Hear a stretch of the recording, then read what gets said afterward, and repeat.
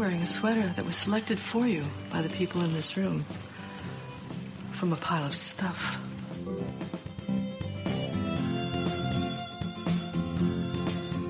Give me a full ballerina skirt and a hint of saloon, and I'm on board. I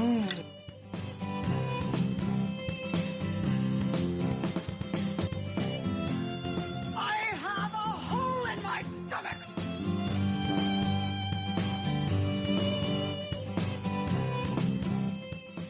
I can't go back. Welcome to the She Became Visible podcast. I'm your host, Renee Steelman. This podcast is my story. It's your story. It's our story. It's all the stories of all the women who one day knew that it was time to remember who they were, who they are, and stand up and be seen.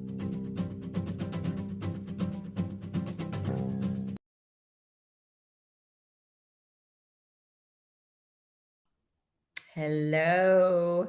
Welcome. It is March 9th, 2023. I am Renee Steelman, your host of She Became Visible. And I am so pleased today. I have as my guest, Jacki Riedeman, and I've invited Lila Tuller to co-host with me today because Lila and I both met Jacki at a Thrive meeting in St. George, Utah, a month or so ago. And since Lila was there and we both were able to listen to Jacki, I'll have her talk about that a little bit. It was just a really amazing weekend. And so I wanted Lila to join us today. So let me bring Lila and Jacki on, and we're going to talk about our Thrive experience, how we met.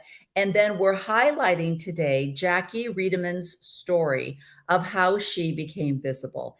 And my sound and my mouth are off. And I don't know.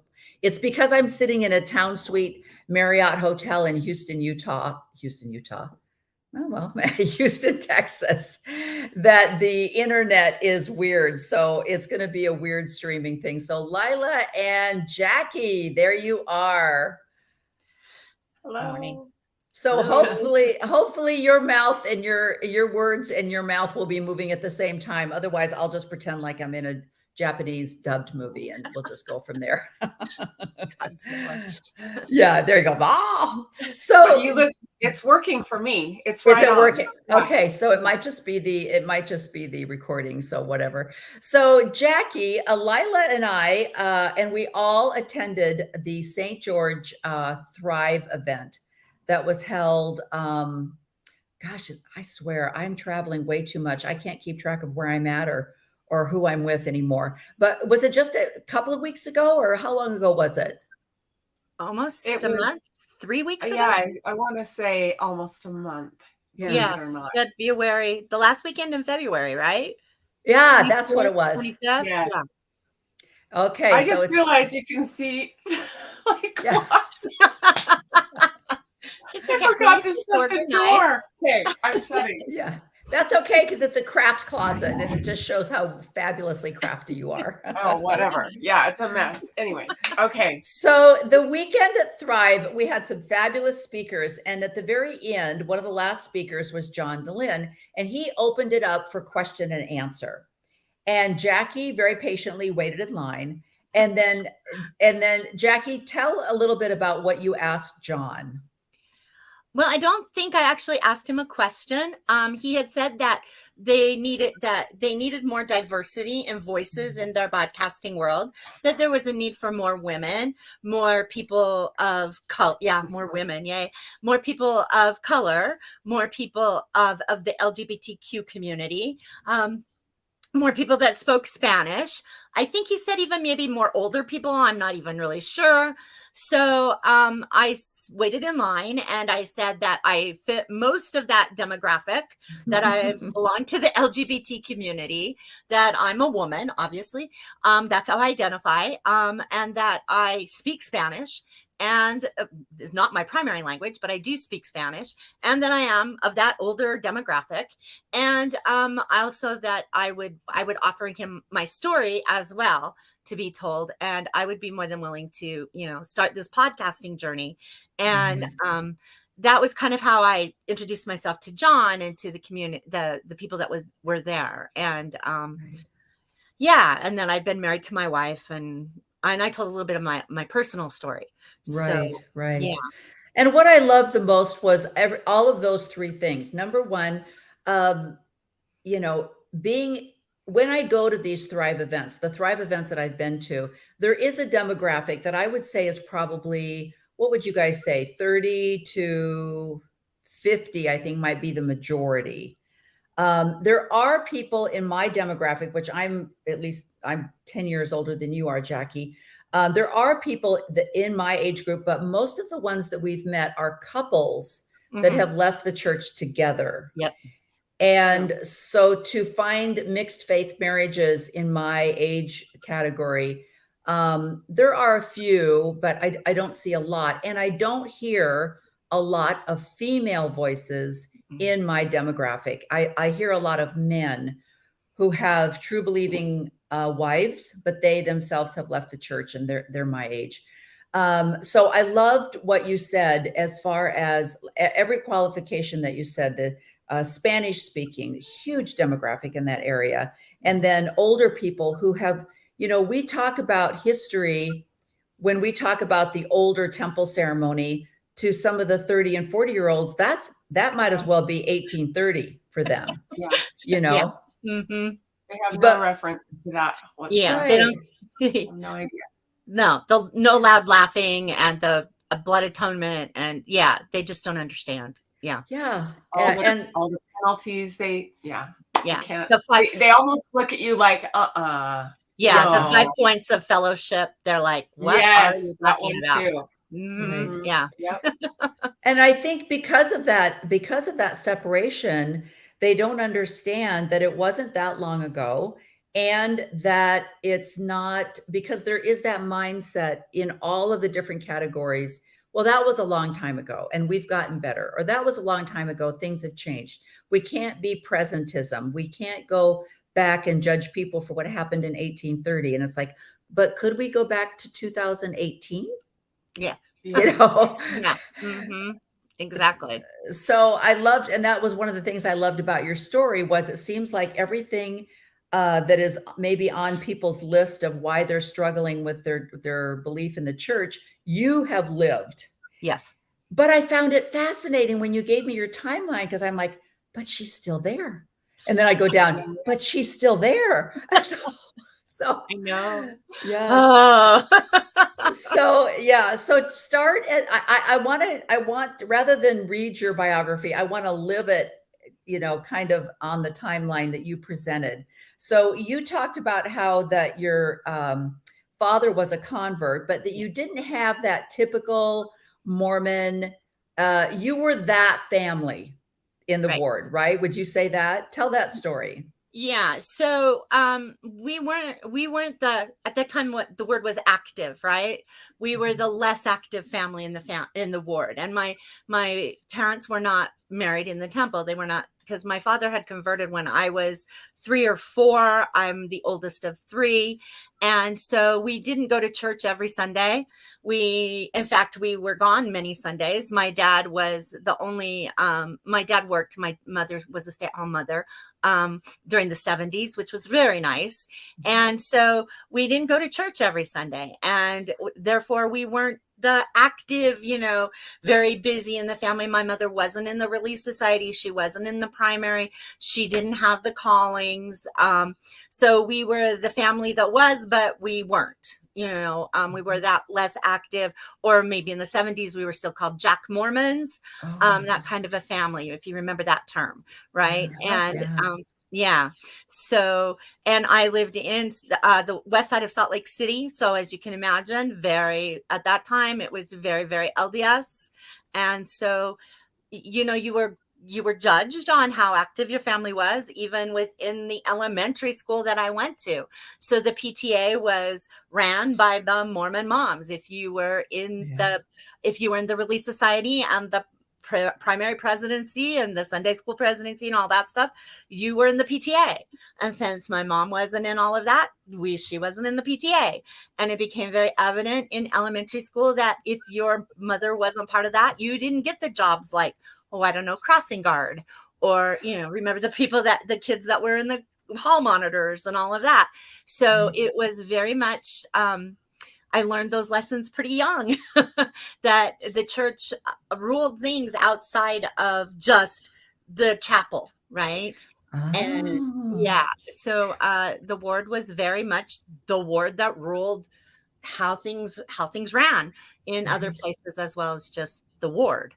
And isn't that interesting? I think that's fascinating that even outside of Utah, in our high school, which there was a pretty good size LDS community in our high school, but the head coach, I remember the head coach of my kids' football team was very active in a Baptist church, and it drove him crazy that so many of these really great athletes that were in pretty prominent positions in different, athletic events were LDS.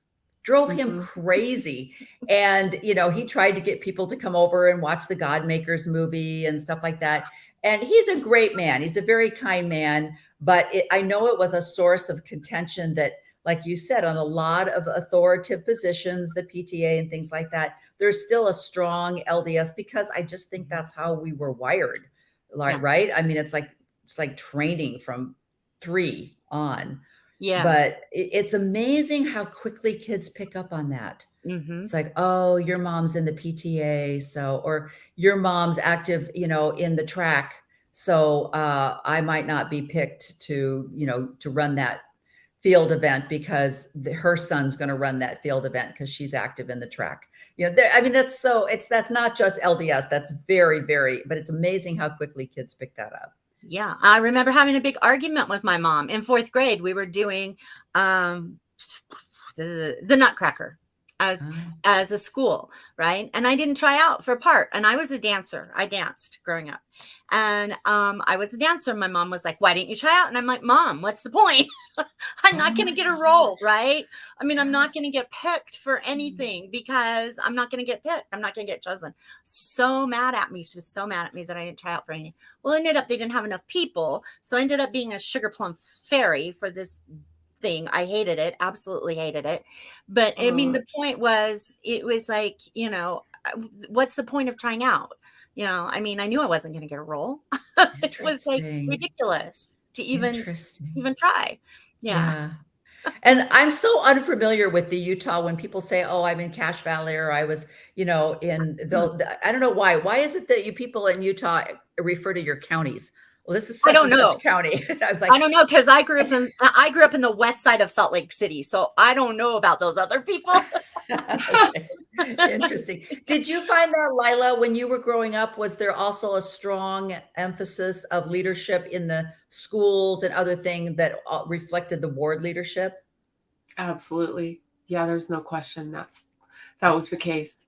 It was like the active, like the opposite of what Jacki's family was. They're really I don't know how to put it. The elite, I guess you could say. They ran everything. It's not in Salt Lake City. It's like the church runs everything. Everything. It's the shopping malls, it's the restaurants, it's the schools, it's everything. And yes, if you're not in that, that group, or considered to be a part of that group, then you are over in the, on the wrong side of the tracks, basically. And I get it. I get what you're saying. You knew you weren't going to get a part, which is it's tragic, because it's really, it's like a bubble there. It's not like that everywhere. There is, and I guess there are some areas where there's a Catholic influence or a Jewish influence that sort of does the same thing in their, respective area. But yeah, Utah, and especially the Salt Lake area, I think it's probably all of Utah. Right. It's very much run by the church. Yeah. Yeah. I think because we have a lay ministry, there isn't that power that you get. You might have a strong in the subgroups, like you say, PTA or whatever, with people that are just society dynastic. But because we have this lay ministry, this position of Relief Society president, some outside it would be, well, a junior league, so it's already a society outside of a religion, but there's still a power dynamic, but it's still a secular society position. And I'm sure that's just humanity, but it's more so in the church. Yeah. It was, and it wasn't any better in 1990 when my wife was looking for a job. She'd graduated from BYU in teaching and education, and she was looking for a job teaching in Utah, in Salt Lake area, because that's where I was teaching. But anyway, and she would go in for interviews, and the people she was interviewing with would say, well, I know the daughter of my bishop or the daughter of my stake president. And I mean, and she knew right then she wasn't getting the job. She was just being interviewed because they had to interview X amount of people. Right. Yeah. Interesting. That was in 1990. Yeah. So who knows who was still very popular, only it's a different who in when you live in Utah. Oh, I'm so glad I never had to live in the bubble.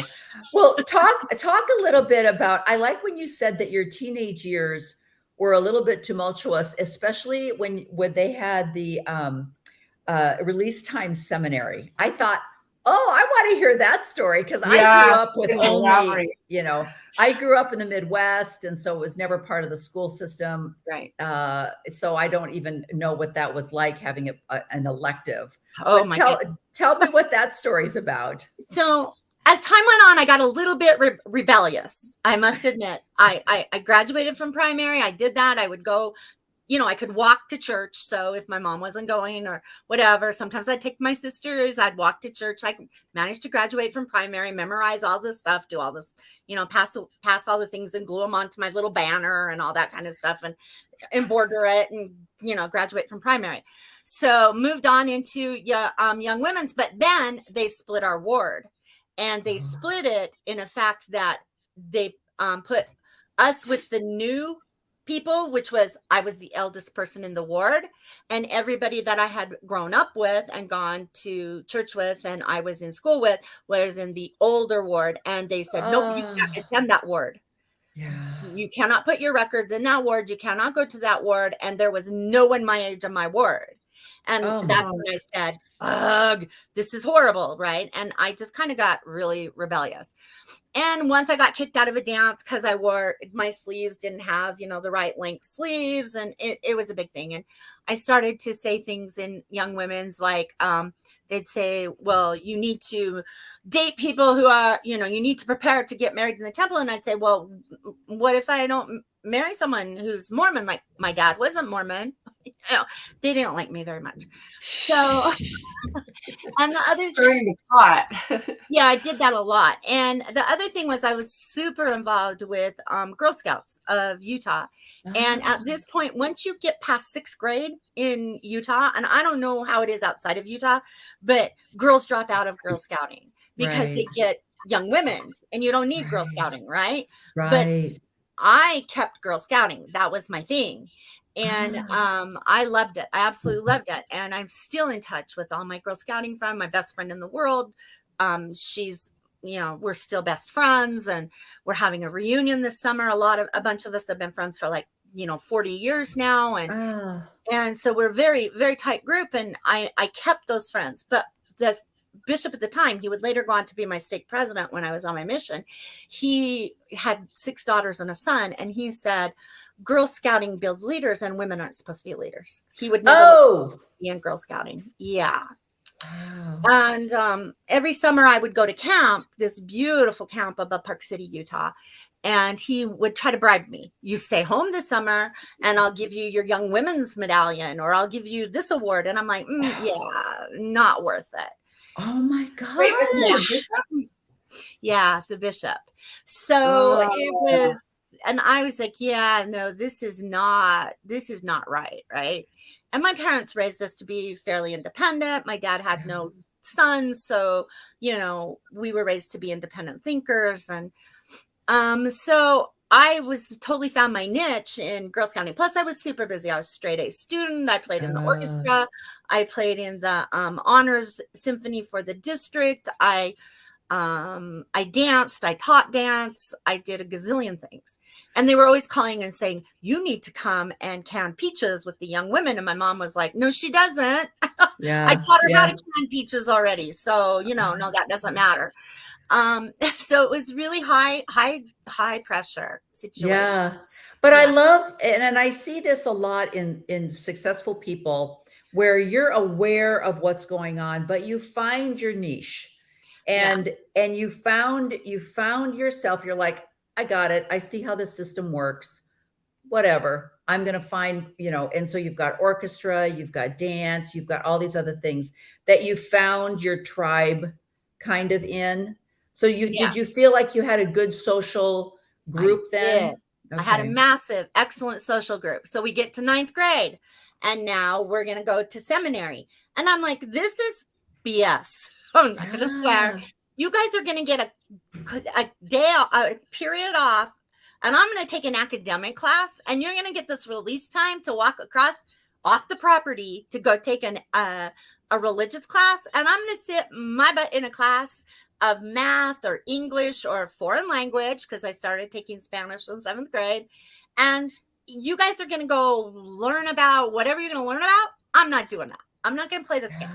Yeah. So I didn't take seminary. And I thought it was a cop-out. I really did. It gave my friends who were quite academically inclined and had always been with me in junior high and high school in high academic classes, AP classes and honors and everything. All of a sudden they're like off campus going to seminary. And I'm like, this isn't right. Yeah. I don't understand why they get a time to go across the street to take seminary. Right. So I didn't do that. Right. But then came senior year and I had a free period. Oh, amazing. I had all these credits and I had a free period and I went, I'll take seminary. But I was like, but I'm an overachiever and I don't want to have the little asterisk by my name that says 1 year completed out of 4, right? Because I'm an overachiever. So I did 3 years of home study plus the year of seminary and I graduated from seminary.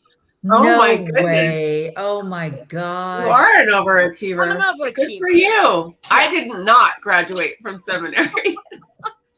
I don't even know if I did or not. I can't even remember. My senior year, I was in California and you had to get up at 5:30 in the morning. And I had already graduated early from high school because I was ahead. And no way was I going to get up at 5:30 in the morning to get my butt to seminary at 6 and then go home. So I'm like, forget it. My parents were like, no big deal. Yeah. Luckily. But yeah. That's amazing that you pulled that off. Really. Yeah. They didn't really want me to, but I'm stubborn. So yeah. I said. Well, and you mentioned that it was your fault that your parents really stayed active in the church and even ended up going to the temple. So, like, what was so that how about? How did that happen? The year after I graduated college, high school, 1982, I was working at Girl Scout camp. And it was a really rough year in Utah. I don't know. It was one of these years like this year. And it snowed on the 4th of July. And we happened to have a staff that was not they weren't integrated. We had a lot of BYU hirees instead of traditional Girl Scout hirees. A lot of people quit in the middle of the summer.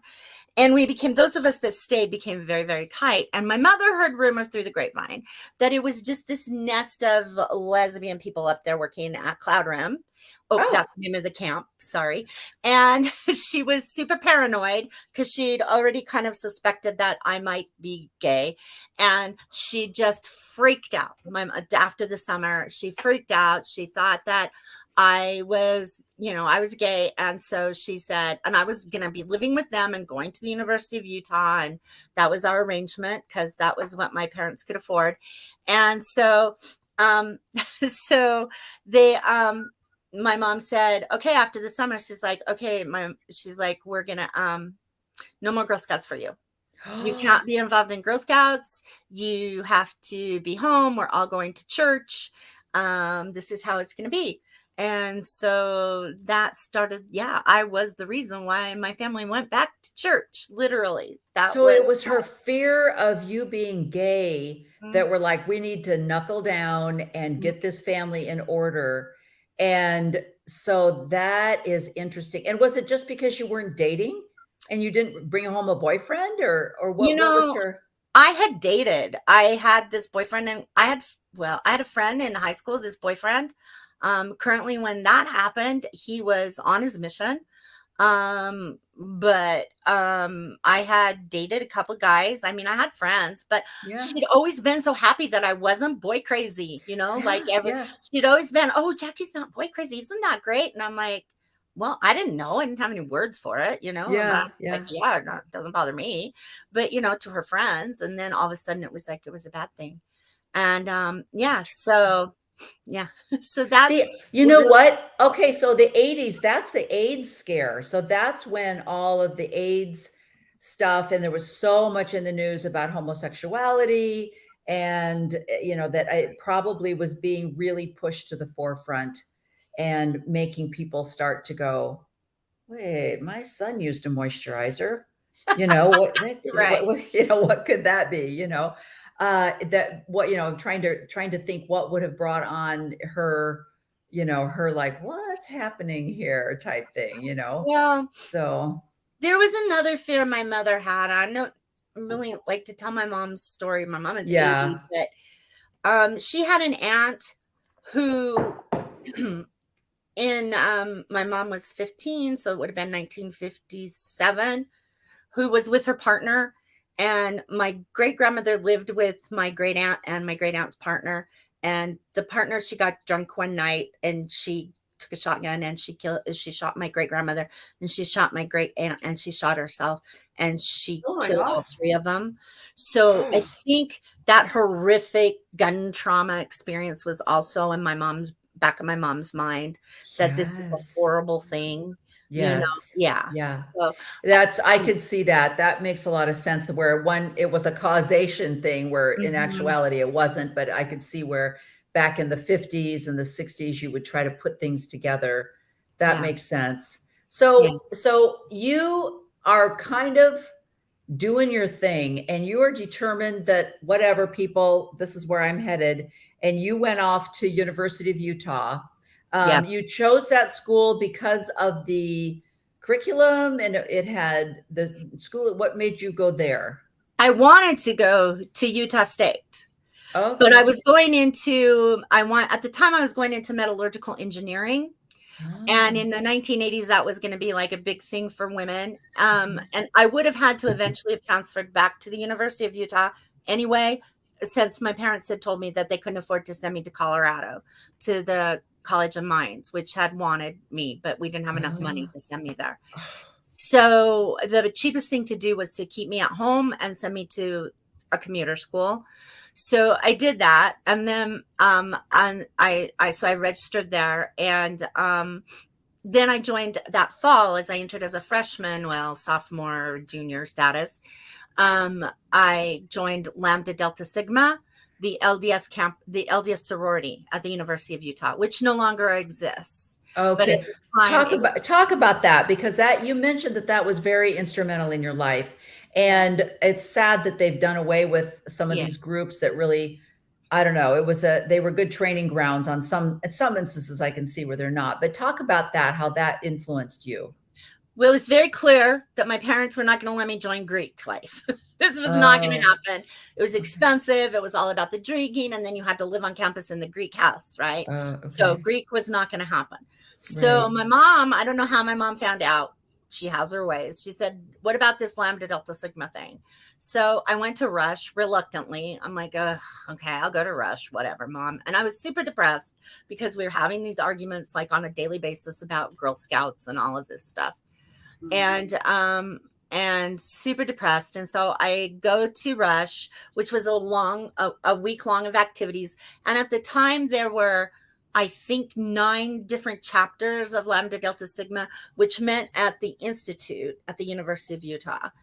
And it was Rush, like a Greek Rush. So you would go every night, would be different activities. And I was really drawn to this one chapter called Kappa Nu. And I went in, and then all of a sudden, this one person caught my eye, and I realized that she was a member of Kappa Nu. She had been my counselor at camp one year when I was younger. So I formed this connection with her. Now, the group that I ended up joining was strong, strong women. And I'm still in contact with a lot of these women. Several of them didn't get married over the years and had children on their own, but they don't identify as anything other than LDS. Wow. It's just amazingly interesting to me. I did one of my Kappa Nu sisters. I did run into later on in life down here in Southern California, and she is gay, and she did have a son. And so, I mean, it's just really interesting, but it had a different vibe than all the other chapters, and I was very comfortable there. So you could really tell from this chapter that these were strong women. Yeah. They had a kind of a what's the word? I can't think of it. Like a career. They had a career mind. Yes. It wasn't just, if I could just meet my husband and get my home ec thing, I'd be great here. So you could sense that these were driven women in many different areas of life, not just home economics or whatever. Correct. Yeah, and then turned out to be true. Yeah, it did turn out to be true. Where the other chapters weren't like that. They had a whole different vibe, different sense, and I knew I wasn't going to fit in with those people. Wow, yeah. Interesting. So, I love the fact that so often, and I feel like I see that now, where there are, we're not of the world, so, but we're going to copy the world, but we're going to make it our own, which is going to make it better. So we're not going to do Greek, sororities, fraternities. We're going to make our own, but they're exactly the same, except ours are better. You know what I mean? It's like you see the advantage to these groups, but they have to put their spin on it, which, hey, kind of like the LDS. Sorry, keep going. No, go ahead, Lila. Yeah. I didn't interrupt. I was just thinking, the 12-step program that's been around forever. Yeah. AA. Well, then, of course, the church has to create their own version of the 12-step program. Right. And interact and bring in, gospel principles into it and make it better than the one that's been working for, 100 years. So have a family member going through that right now. Yeah. The 12 church. Yeah, the church version of it. Yeah. Mm-hmm. Yeah. And I see what you're saying too, Renee, because the young women's camp program is a rip off of the Girl Scouting program. Exactly. Of course. Yeah. Yeah. It's truly. Yeah. Including the bandolo and the merit badges. It's the same thing. Totally. Yeah. Only we love that idea. We're going to take it and make it our own, and it's better. And we're going to convince people that it's better, because how dare you get involved unless you're a Boy Scout, then please not only get involved in it, but give all your money to it. That was don't even not make sense. Don't even. Yeah. Don't even start with that, right? Yeah, that's a whole different thing. Well, and then in the Young Women's program, don't forget you have to infuse your testimony in order to pass the level. So you got to write in your journal and bear your testimony, and then you get crochet. Yeah. So you graduated, and you graduated with I'm so impressed with you. You graduated in 1988 with a teaching credential in history and Spanish and a BA in history. Yeah. And so you thought, okay, where are your little sisters in all of this? Oh, they're at home. So, I served my mission before I graduated. So I changed my major. So I was attending the University of Utah. I started in 1982. Okay. And I attended, and for 82 to about 83, 84, I was in engineering. And I went, whoa, no, don't like engineers, don't like engineering. I had scholarships. I said, I was accepted into the College of Engineering right out of high school. I said, ew, don't like this. Got rid of all the math and science, said bye-bye, and went to humanities. Okay. So totally changed my major, was way happy, got accepted into the College of Education, and then said, okay, I need to take a year and a half off because I'm leaving to go on a mission. Okay. So from 85 to 87, I served my mission. Okay. So I love that then. Okay. So that's the timeline. So, and were you just thrilled when you got your mission call? You went to Argentina. That's amazing. And you've Yeah. been taking Spanish. So is that Spanish speaking? I never can remember Yes, it is. Yeah. Okay. Okay. Yeah. So, I was so afraid I was going to get sent to Japan or someplace or English speaking after all this Spanish in my life, right? Yeah. Portuguese. It's like, Yeah. I know, but no. Yeah. Well, yeah, I know. I love the people that have taken 4 years of German and they get sent to Japan. It's kind of like, did you actually read I know it doesn't make sense. But you met your wife, your current wife, in the mission home. So tell us about that. Oh my. So you've taken some time. You're involved in the sorority. You're loving and you're just kind of concentrating on your studies. You've got a great friend group. You're not looking for love. No. You are, but you have identified. Yes, I at this point. My parents had gone through the temple in 1983. Then after we'd started this journey, where my mom said we must go back to church. Jackie. Yeah. Save. Yeah. Yeah. In 1983, we had gone through the temple. They'd gone and been sealed, and I had to go wait in the nursery with my sisters while they were sealed. And then we were brought to them, which wasn't a bad experience, I have to admit, as a 19-year-old. It was good. At that point, the bishop had said, do you want to take out your endowments? And I said, no, I'm good. Thank you. So that was fine. And then I pretty much, I had identified that's who I am, but I was in the space that you didn't have to be that way. This is 1983 after all, right? 83, 84, 85. You could just get married. You could repent. You could serve. You could do all that. Just telling you, right? And then you would be fine and everything would be hunky-dory and good. So, I thought if I just served hard enough, I would be better. Okay. So did you? I have a question about that. Did you, although you identified as, would you say lesbian? That was the word. Probably, that we used. Did you feel that was wrong? Like, what were your internal feelings about that? Yes, at the definitely time? Wrong. Definitely bad, wrong.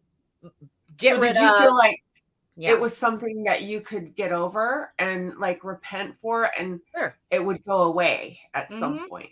Yeah, that was that's the overriding theme, right? We're talking 1980s.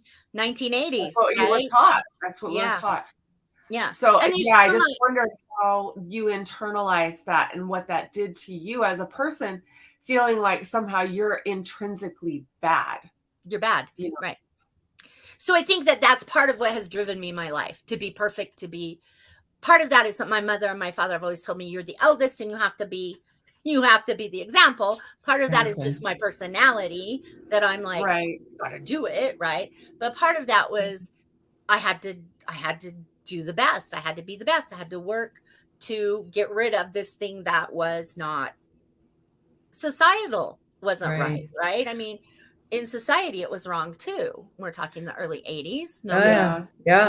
Nobody talked about it. If you looked it up in a book, which we had to read, we didn't have the internet back then. It didn't have anything good to say, right?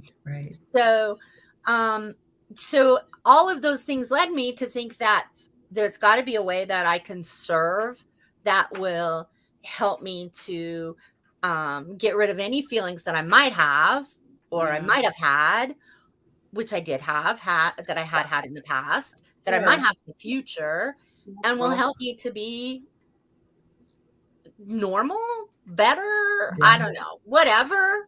So I was that's one of the things I was going to ask you. So you were attracted. There were people that you were like, I love that person. I would love to date that person.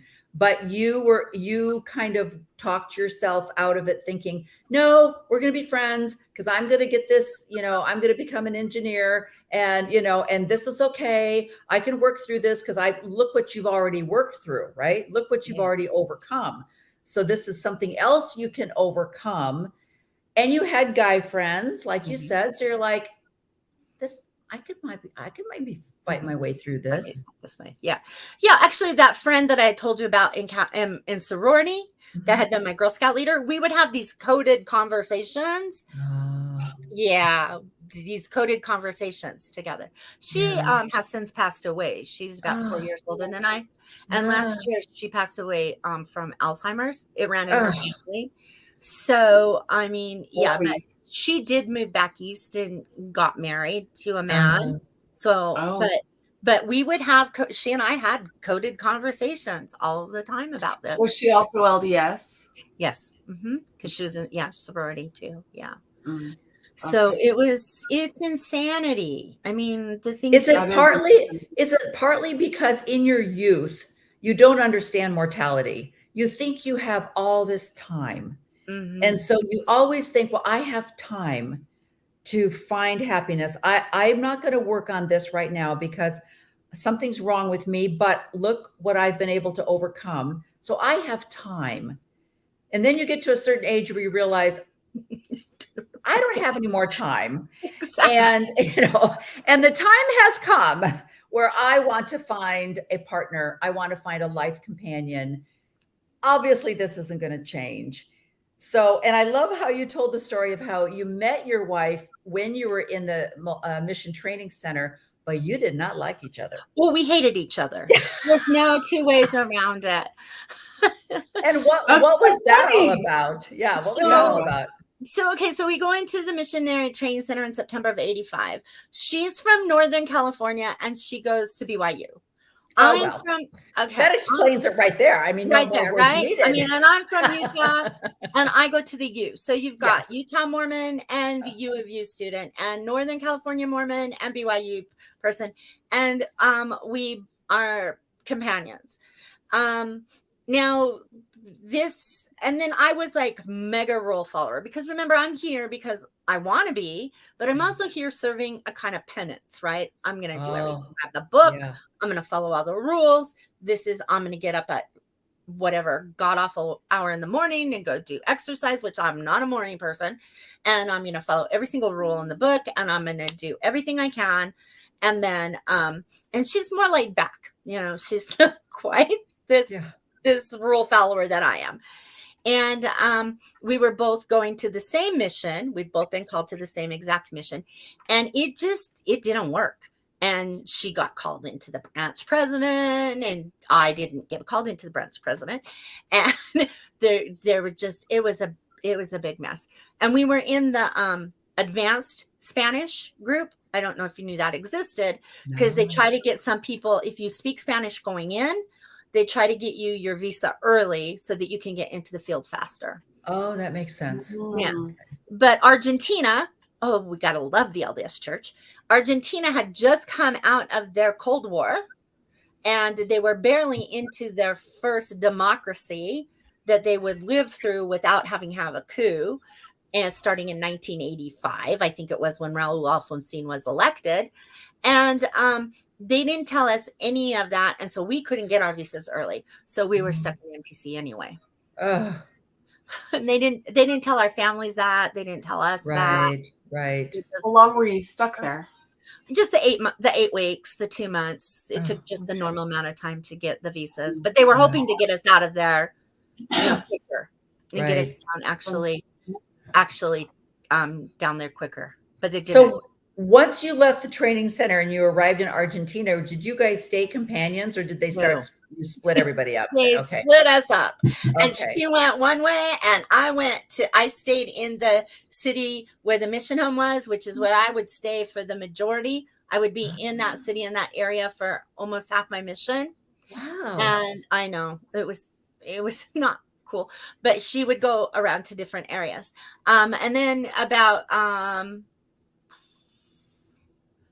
I don't know. It was July of '86, July of '86.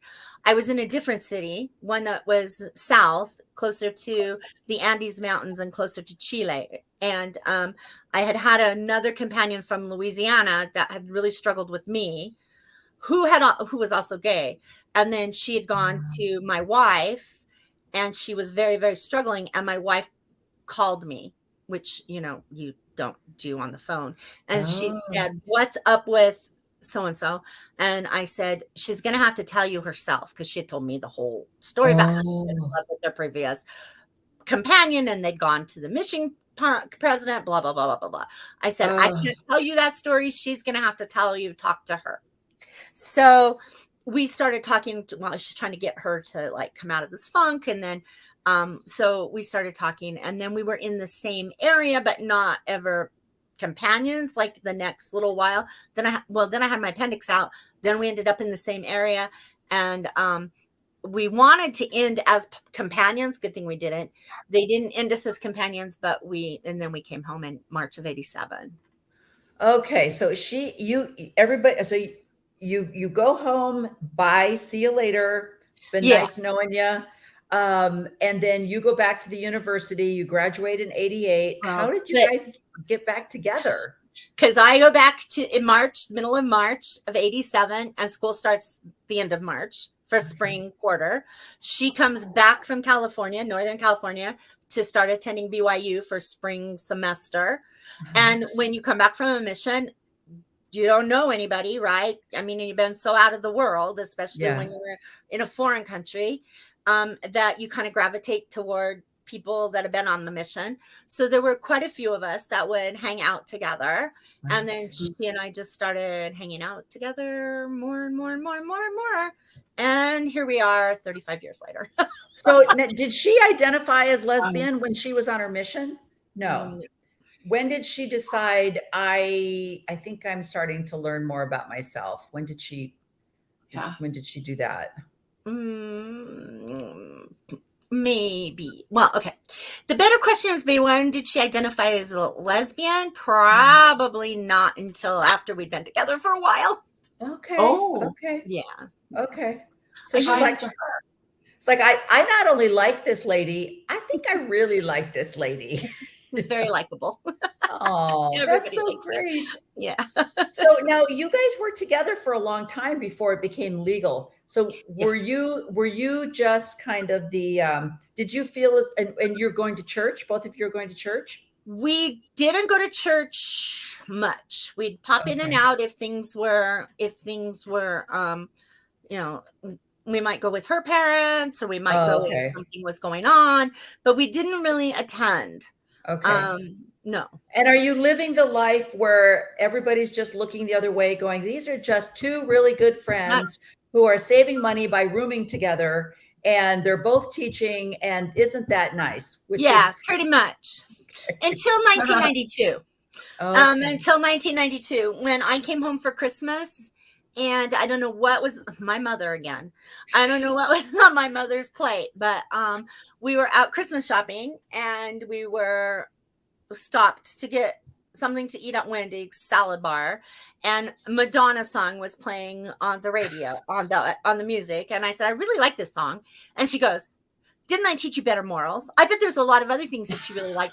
She goes on. She goes, "Are you gay?" And I go, "Mom, probably shouldn't have this conversation here in the Wendy's." And she goes, "Well, I want to know, are you gay?" And I go, "Mom, we should probably go outside." And so that's how that all came about. So then I said yes. Oh my gosh. So she was right. It was Madonna. It was all Madonna's fault. It was on Madonna's there fault. You go. It explains everything. But okay, I love this. So so you finally are like, yes, I am gay. We're in love. And she's like, I knew it.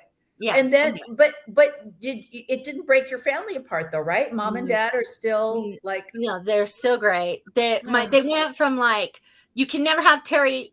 That's my wife's name. You can never have Terry stay at the house, because we wouldn't have your sisters have their boyfriends stay overnight, right? Okay. Yeah. So like within a few months, we went on vacation together.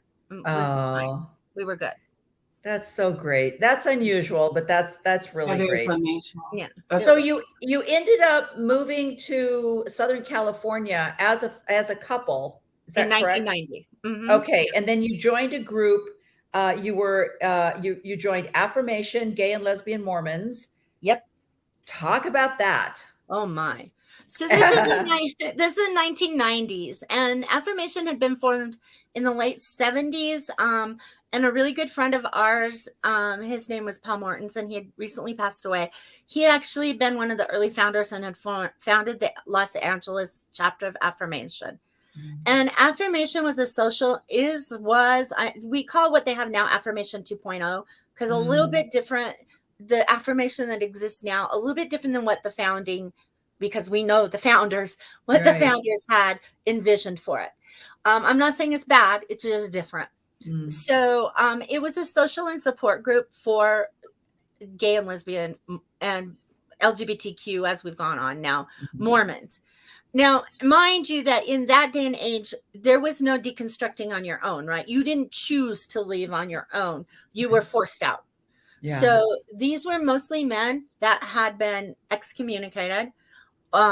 They had gone through the whole gamut of missions. We had bishops and stake presidents and we had people that had worked in the hierarchy of the church, in the church office buildings. And we had men that had kids and, they had all walks of life in the LDS church. Men that had electroshock therapy at BYU, had done all of that. Men that had AIDS and men that didn't. And so this was a lot of men, not a lot of women, because women were like, patriarchy, I'm away. Anything that reeks of Mormonism, I'm not joining. Yeah. So when Terry and I walked in and joined in 1992, it was like, ooh, women. But we really found a community there, and we found a lot of friends there. And so we have a lot of our very, very best friends come from that community. And it was a very good place to transition, to figure out how to be spiritual in a lot of ways without being in the church, which is what I think Thrive is trying to help people understand post-Mormonism, how to be spiritual without being in the church, right? Right. These people weren't wanted in the church, and they've been excommunicated and kicked out of the church, and their families, a lot of them didn't want them anymore. A lot of them been disowned. You had to find a way to be outside the church. And, at that point, there was a lot of, some people were still grappling with, do I stay in the church or do I leave the church? Can I work within the church? And everybody was everybody had to find their own path. And it was a lot of just support of supporting people through that transition of, but where were you? Like, where were you sitting with the church at that point? Because of how I had been as a teenager. And because I think I'd started deconstructing a lot of things when I was little. My grandmother passed away when I was 5. She wasn't LDS. She drank and smoked. I spent every day. I was at her house every day of my life. And at that point, it didn't make sense, 3 levels of heaven. So I had already deconstructed heaven when I was 5.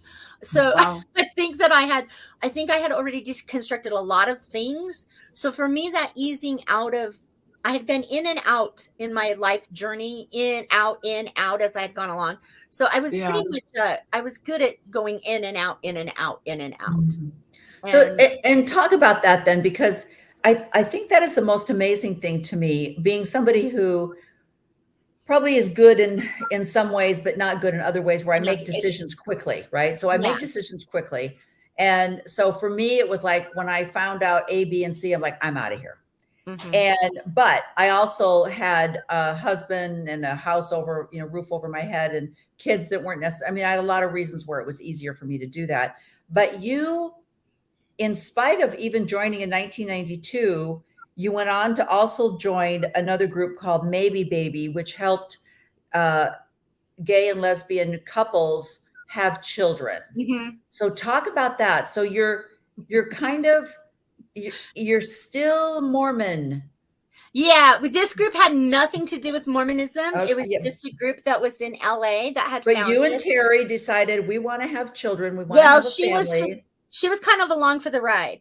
Okay. See, when I was 15, I had told my friend, my dearest friend, if I'm not married by the time I'm 30, I'm having kids on my own no matter what. Okay, so that was a big part of your life plan. 1992, we're hitting 30. And I'm like, okay, we're getting to that 30. And I told Terry that I want kids, and here we are. So how are we going to make this happen? So they had formed this group called Maybe Baby. And it was because at this time California was really moving in a direction of allowing same-sex couples to be able to adopt and do surrogacy and all these other things. And there had been a lot of in vitro and all that kind of stuff. So we joined this group, and it would meet, I think it was once a month. I can't remember. And we would talk about different ways of becoming parents. They would have guest speakers come in. They would have the judge that did the first, second parent adoption in the country come in and talk to us about that. So it was all kinds of really, really good information. But it was really interesting sitting in that group because you would introduce yourself, and we'd say, we're Jacki and Terry, and we're from, we're from where we're from, and sometimes it would come up that we were LDS, that we were Mormon, and that people were just like, that would freak people out. How can you be Mormon? I mean, that was like a bigger thing in gay groups when we introduce ourselves as being Mormon than anything else. That would freak people out more than anything. How can you be Mormon? And it's more at this point, we're identifying more like as a cultural thing. I think in some ways more than like as a religious thing. Although I can say that some of the religion things, I still aren't bad. Right. That some things that we were taught were okay, good, maybe even. But, definitely culturally, I think you can't take Mormons out of their cultural. No, it's too woven in every fiber for sure. So, but you weren't necessarily treated badly. People were just like, how can you belong to that weird cult? That weird group. So, but through that, what a wonderful resource.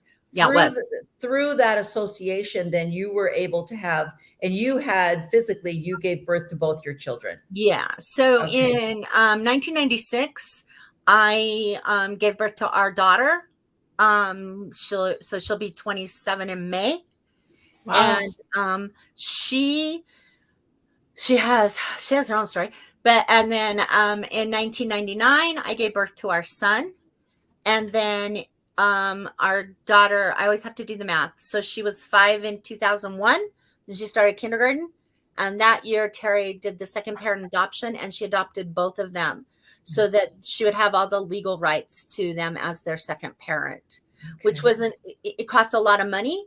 Because at the time that if we were a straight couple and she was doing a second parent adoption, like the father had abandoned them and she were the man I had married, it'd have been like $800. Yeah.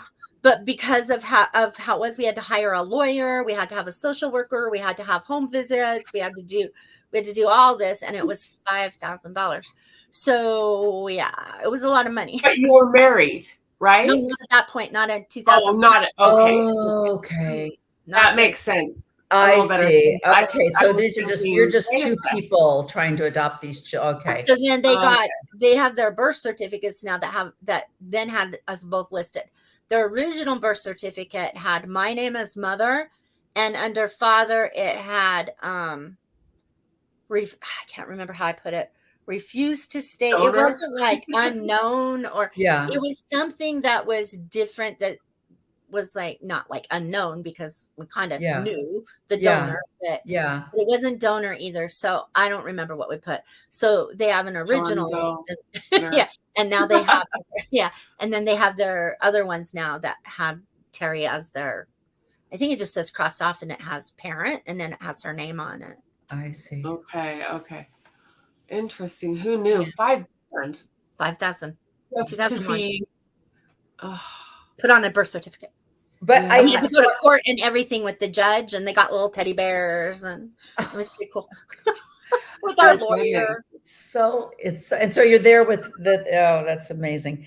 Yeah. But what I think is even more amazing is that in 1996, you are having this baby blessed in the LDS Church.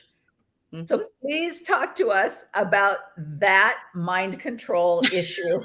I don't even know what we were thinking. But for both of us, it was super. See, we're still in. It's okay? automatic. It's just automatic. It's an automatic thing, right? It's important you give this Wow. baby a blessing and a name in case something happens, right? Yeah. So it's you can't get away, but we put our twist on it. So now you have to understand on the blessing certificate, there's not going to be a father's name because there's no father. They're just me. And when we do the blessing circle, we don't care who's in it. We've got uncles in it that haven't, don't really honor their priesthood, but they have it. We've got gay uncles in it because our gay friends from Affirmation came. We got grandpa and grandpa in our circle. We would have had women in the circle if we thought we could have gotten away with it in 1996. So this circle was huge. Now, does the bishop know, or did you just have to say, "Oh no, we've invited"? We just said anybody that has been invited, join the circle. And the bishop wasn't like making the connection. It's like, I invited this guy, I met him at Denny's yesterday, but it's because we're so used to the rote activity, they just assumed. Yeah. Right. So all of our friends that came from California and came for the blessing, and the same with our sons in 1999, same thing. They just, anybody that felt like they could be involved, it was up to them. We would invite them. And if they felt like they wanted to, they went up and stood in the circle with my dad and Terry's dad as they blessed the baby. So. Okay. So both your fathers were the actual priesthood people that gave the blessing. And this was the ward that this wasn't even the ward you were attending. How did you get that? It was Grandma and Grandpa's ward. Okay. And so they were like, how come you don't want to bless in the ward you're attending? They didn't question that. Yeah, because it's a grandparents' ward. You do that all the time. Yeah. Okay. Okay. So the kids' names I grew up in, right? So we did it. So it's my child, my ward I grew up in, and my parents' ward. So we're good to go. Okay. Yeah.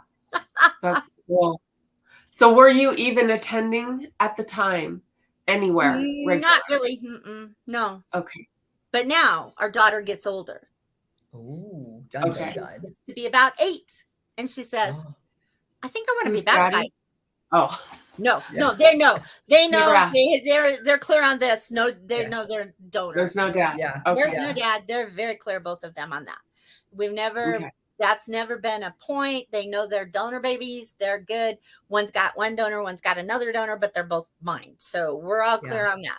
So they're really good on that. They're both very proud of that. And they're really good at that. So, but she does get a little bit older now, and she starts thinking maybe she wants to be baptized.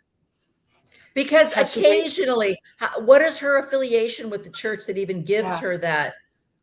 Cousin, grandma and grandpa. Okay, those darn family. Okay. Yeah, you got it. Family. Yeah. And she's like, maybe I do want to do this weird baptism thing that they're talking about that I should do. So we say, well, if you want to do this weird baptism thing that they're talking about, we all have to go back to church. Oh. So guess who starts? For how long? It was a long time. That's all I remember. So you went back to church for her. You showed up at the door. Your family were here. And the kids are in primary, and you guys are sitting in Relief Society. Every Sunday? Every Sunday. Jared said, do we have to go to the long meeting again? And so she's baptized in 4. She's baptized in 2004. And you're like, we're going to do this for the kids. We're going back. He's going to be, and was your son baptized as well then? Because you're in the, no. Okay. No, because he's younger than her. Okay. So he's enough younger. Uh-huh. Okay. So now we're going along. We're cruising. We've been going to church. We've not been going as much, but we still go to church.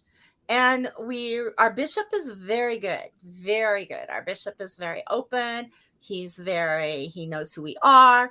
He lists us family on the ward directory. It's all very good. I'm sure there were many. And remember, we're teaching because we both taught at the same high school, and we teach in the ward that we attend. So many of the kids. Spanish. So Oh, we both teach Spanish, and we both thought teach you the were in the high ward. school. And the Okay. high school is where the high school is in the ward where we attend. So Got our it. students are in our ward, so we're mixing and mingling. So this is this is no big secret. We're out there. So 2008 rolls around. Lovely year, 2008. Yeah. Jared is he's 8, gonna be 9. Oh, And and now he's thinking about being baptized. Okay, maybe we're gonna be baptized. But 2008, yes, sharp intake to breath. This is Proposition 8. Not a pretty year here in Southern California. Not a pretty year anywhere in California as far as the church goes. This was really a deal breaker for me. I mean, we'd been through the proclamation of the family. We'd been through the Terry and I had been through the September 6th, where they, if you're feminist, intellectual, or homosexual, Yeah, they all you're got in the excommunicated. church, that whole thing. So now we're back to, and we here we are, family, and the proclamation of the family is all over everywhere we go. But now we're Prop 8, and you can't understand how bad it was unless you lived here. yeah. I didn't even know about it. I mean, I'm up in Oregon and I'm in this little bubble. I remember hearing that Tom Hanks hates Mormons. And I was like, Toy Story, Tom Hanks? Why would he hate Mormons? We're such nice people. It wasn't until 3 years ago when I read Greg Prince's book, Mormonism and the Gays, and I found out about Prop 8. That's how just bubble living your life. It doesn't affect me. Therefore, I don't know anything about it. Amazing. And where we live, when we moved here in 1990, everybody's all, why are you coming to Southern California from Utah? And we're like, we're just moving to little Utah. Where we live is very, very LDS, super LDS. And so we're like, it's not a whole lot different than living in Utah. So it was war. I'm not going to sugarcoat it. Kids would come in because Terry and I were also the co-advisors for the Gay Straight Alliance at the high school, and that was ugly. We had kids that were like, you couldn't supposed to discuss that in school, right? But we had, at this point, friends' kids were in our classroom, and in fact, one student that was mine, her parents we knew. She was also a donor baby, and she had 2 moms, and it was ugly. It was just ugly. And people were out on the streets protesting, and the wards would sign up for times to be out on street corners. Certain street corners, they would be assigned street corners to go out and be with their little signs out there. Yeah. And people, the church really pushed that. Yep. And they were donating money right and left. And Terry's grandmother was phone banking right and left. And it was horrible. I mean, it was horrible. There was one time we were on one of the major intersections, and the police had to be called because they thought there was going to be a major brawl in the middle of the intersection. I mean, it was emotionally draining.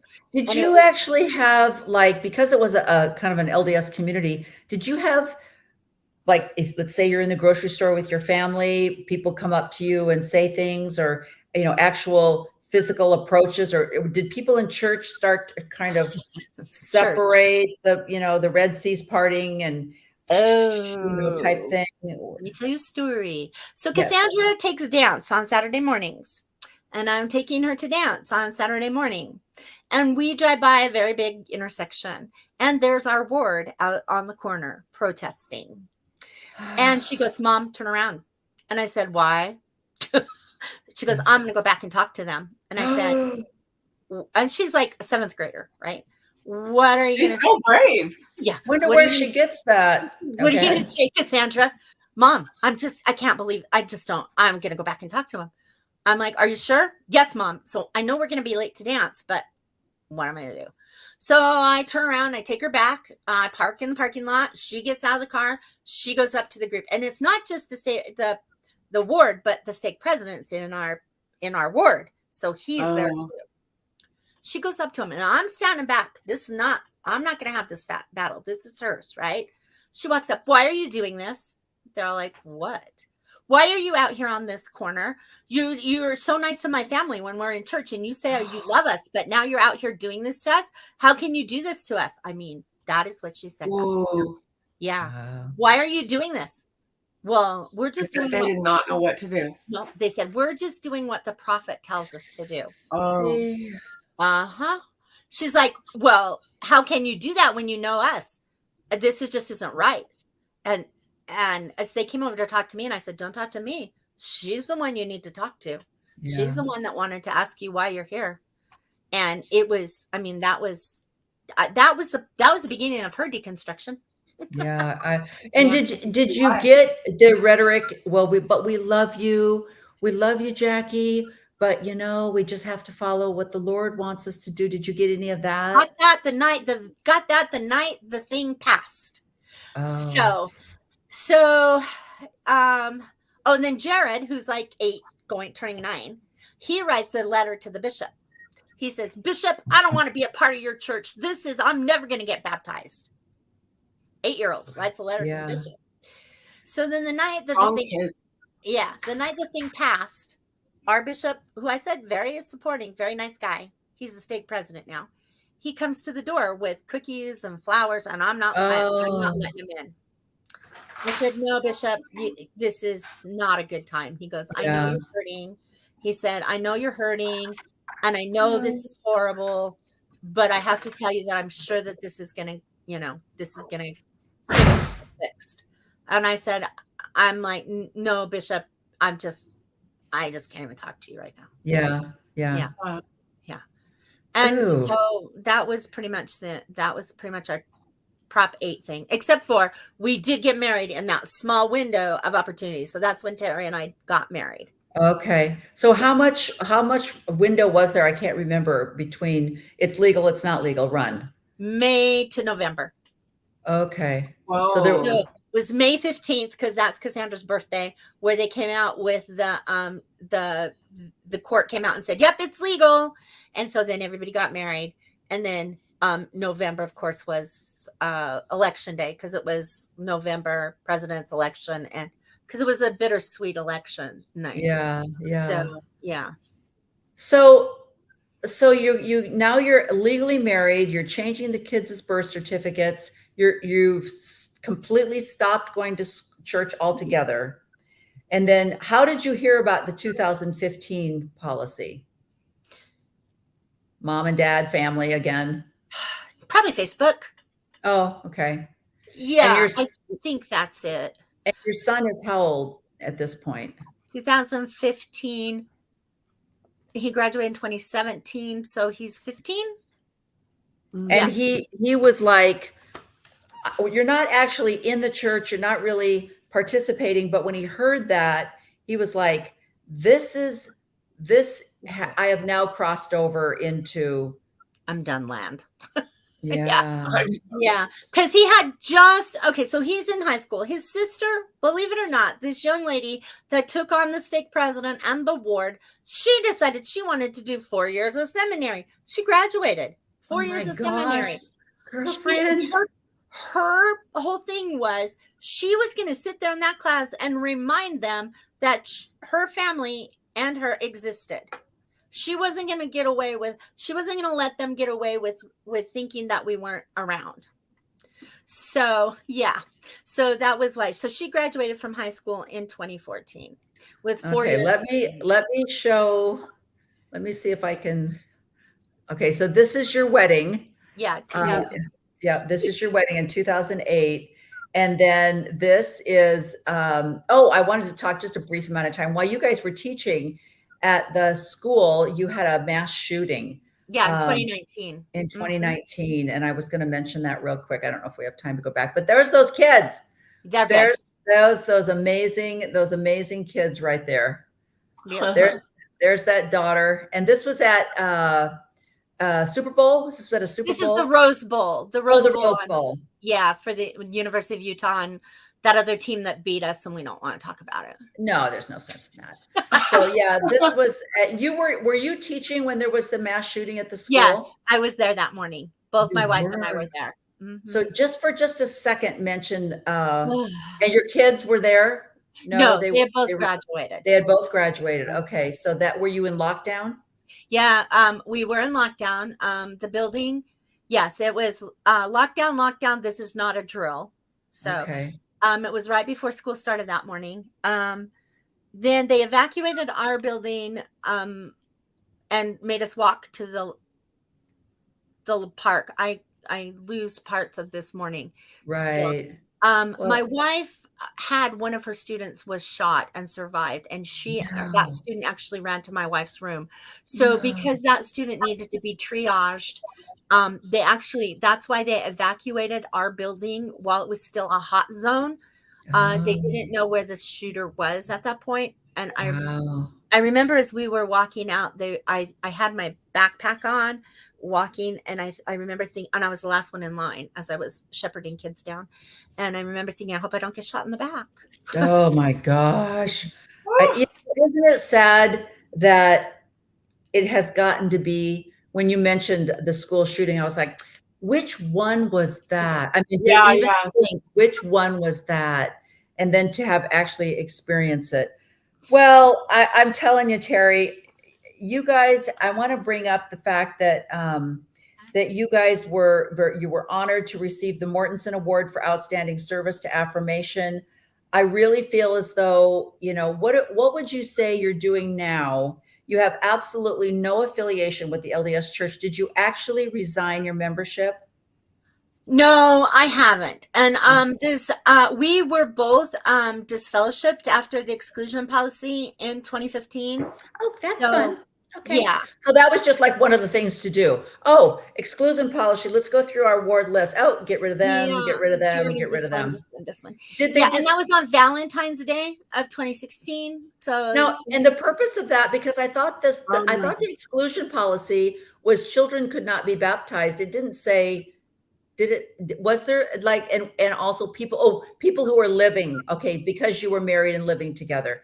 Therefore, we have to go through this list. And then they sent you a letter. Did they just say, please appear on Valentine's Day at 9:30 for your hearing, or whatever they call a disfellowship thing? Yeah. And I decided that we would have a party instead. Oh, excellent. I like that. I love that idea. So and Terry, was she also disfellowshipped? Yeah. So same day, just earlier hearing than mine. So we had a party at our friend's house where our friend he's had his name removed from the rolls, but his husband is a never mow. And so we used their backyard with the pool and everything. And we had a big party going on. And lo and behold, as this big party is going on, the missionaries show up at their front door. Oh, come on. Could it be more ironic? To injury. Would you like to know more about the Mormon Church? Oh my God. I mean, we would. Yeah. So funny, right?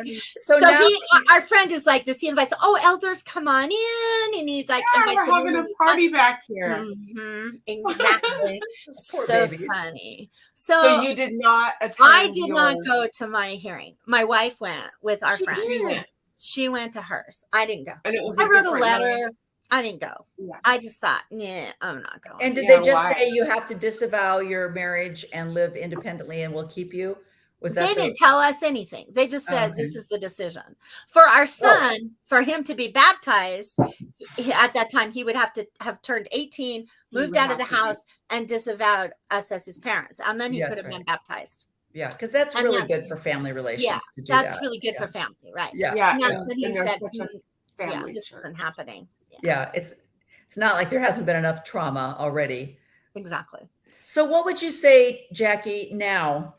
Your kids are, like you said, your kids are in their 20s. They're kind of forming their own adult life.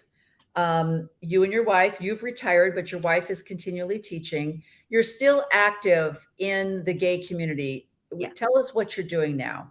So now right now I'm looking at, this is one thing that my therapist told me. I was talking to her after I came back from Thrive, and she's like, she knows, there's a lot of post-Mormons in this community. She goes, you really need to start a group. Oh, that's so great. And I'm like, yeah. So I would That can actually, support that's what I would like to do now. I'd like to Okay. get started in that. I just kind of I want to speak out again more. You get pulled out and you get pulled back in. And I Right. got pulled back in when I went to my reunion in July, and I realized that this cult thing, just especially if you're going back and forth to Utah, which I do to go visit my mother, Oh, pulls you back in. You just yeah. can't escape it. And when my mother-in-law passed away in October, it was a lot of pull you back in again. And so there's a lot of it that you can't get away from as long as family's in it. Right. Right. So that's a lot of why people tell us, well, just get out of it, then just leave and don't come back in. But it's not that easy. No, when families it involved. isn't. Exactly. So that's what you're doing right now. I know that you said that you've started a meetup and Yeah. a Google meetup, and that's the secret right there. And you're also involved though in legislation, because I know when I talked to you, you were in the process of doing something very, very commendable, and I was not.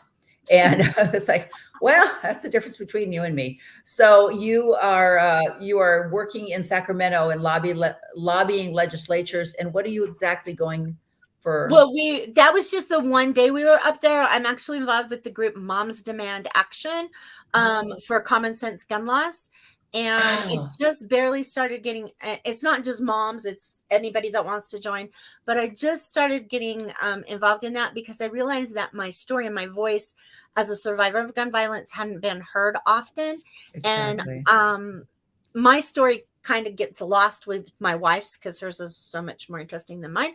Right. So I decided I needed a place to tell my story. And Yeah. I decided I would start working with Moms Demand Action. And I like it. So Yeah, that's excellent. Well, as usual, you're involved, you're resilient, and I just love your can do, and the it doesn't defeat you. I mean, you don't have a defeatist attitude, and I think that's what I saw in at Thrive, was this person that was like, "Oh, really? Now let me show you what's going to happen." Yeah. And I think that's the only way things get changed, and that's the only way there's movement made. And I just appreciated you standing up and saying, let me tell you about where I'm at and what you've gone through. You've got two beautiful children that have had to live through some trauma that wasn't necessary. And I just think that's amazing that they are as strong as they are because of the parents that they have. Thank you. So I just appreciate it so much. So Lila, thank you so much for joining us today. Lila was there, and I think that we both agreed that it was one of the better Thrive meetings that we've been to. I just felt like there was a very mature, kind feeling over this particular Thrive. I really loved it. It was great, and so that's why I invited her to be here with you. I've never been to Thrive before. That was my first Thrive. I had been because we used to have conferences for affirmation every year. Oh yeah. And I totally loved those.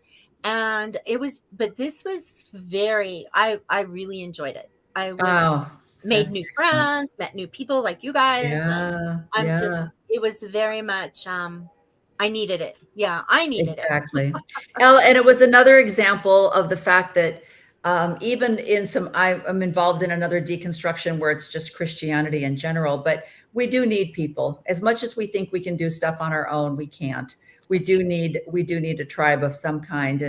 And when it's something as involved as religion, you have to be with other people that understand your lingo and the rituals and all of the other things. So it was a true blessing and a great weekend. Well, ladies, I don't know what your weather's like. It's really cruddy here in Houston, but whatever you're doing today, go and be with your families, go enjoy the rest of the day. I appreciate so much. And Jacki, I think we're probably going to hear from you again. Okay. Very much. I hope so. Maybe you and Terry together, right, Lila? Maybe. We'll see if we can get her on. That would be great. Yeah. I have so many more questions I would love to ask you sometime. So Let's do that. Let's Yeah. do this again. That would That'd be be so great. great. All right. Yeah. Thank you, ladies. Thank you. Thank you so much for Bye-bye. having me. Okay. Have a Bye. great Thank you. spring. Spring You is too. coming. Yes. Okay. Bye-bye. Bye-bye. Yay. Bye-bye. Oh my gosh. Just another example of resilient, strong women. I love surrounding myself with strong, resilient women who go along. And then at some point they say, you know what? I can't do this anymore. I need to stand up and become visible and be who I really am. And I think Jacki and Lila as well are perfect examples of that. So I hope you enjoyed this episode. We'll see you again next week. And thank you for joining us on She Became Visible.